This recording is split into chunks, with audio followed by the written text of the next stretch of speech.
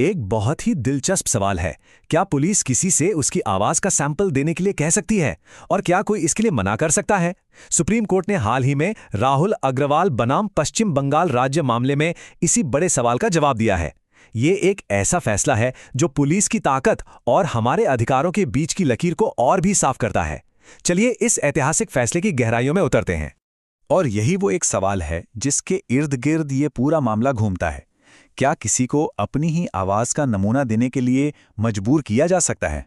अब सुनने में ये सवाल बड़ा सीधा साधा लगता है ना, लेकिन ये सवाल हमारे संवैधानिक अधिकारों की जड़ तक जाता है और यही इस पूरी कानूनी बहस का केंद्र था।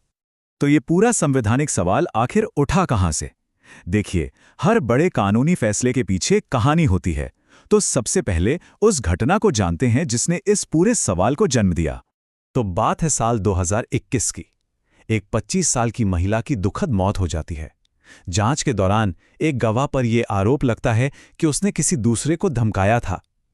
पुलिस के लिए यह जानना बहुत जरूरी था कि क्या यह धमकी सच में दी गई थी, और इसकी पुष्टि के लिए उन्हें सिर्फ एक चीज चाहिए थी, उस गवाह की आवाज का एक सैंपल। बस इसी एक मांग ने एक बहुत बड़े कानूनी विवाद को जन्म दे दिया।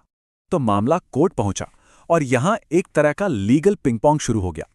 पहले मजिस्ट्रेट ने कहा, हां, आवाज का सैंपल लिया जा सकता है, लेकिन फिर यह मामला हाईकोर्ट गया और उन्होंने इस आदेश को रद्द कर दिया।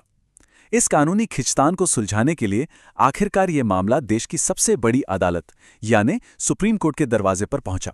अब यह मामला सिर्फ एक वॉइस सैंपल का नहीं रह गया था, यह बन गया था एक बड़ा संवैधानिक टकराव। एक तरफ थी अपराध की जांच की जरूरत और दूसरी तरफ एक नागरिक के मौलिक अधिकार। आइए समझते हैं कि हमारे संविधान की कौन सी गारंटी इस टकराव के बिल्कुल बीच में थी। हमारे संविधान में एक बहुत ही मजबूत ढाल है, आर्टिकल 23।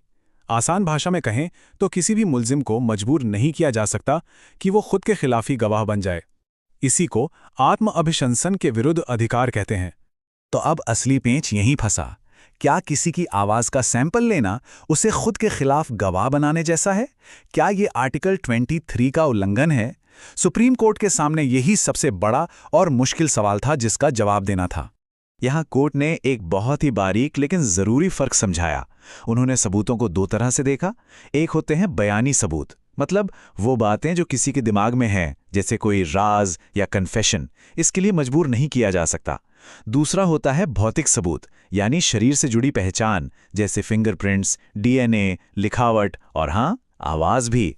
कोर्ट ने कहा कि वॉइस सैंपल दिमागी जानकारी नहीं बल्कि एक शारीरिक पहचान है, इसलिए यह भौतिक सबूत की श्रेणी में आता है।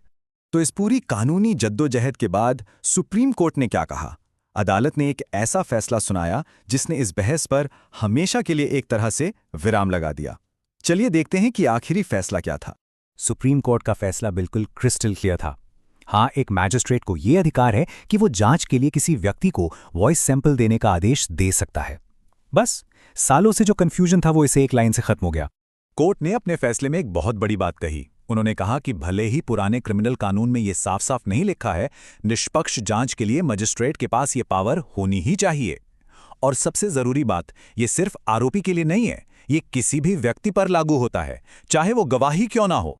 और ये फैसला इसलिए भी इतना बड़ा है क्योंकि ये हमें दिखाता है कि हमारा कानून कैसे वक्त के साथ विकसित हो रहा है। देखिए, पुराने सीआरपीसी में इस पर चुप्पी थी, जिससे ये सारा भ्रम पैदा हुआ। लेकिन अब जो नया कानून है, भारतीय नागरिक सुरक्षा संहिता BNSS, उसमें सेक्शन 349 ने इस पावर को बाकायदा लिख दिया है। तो अब आगे के लिए कोई शक शुबा ही नहीं बचा। तो आखिर में इस पूरे फैसले का हम सब पर क्या असर पड़ता है?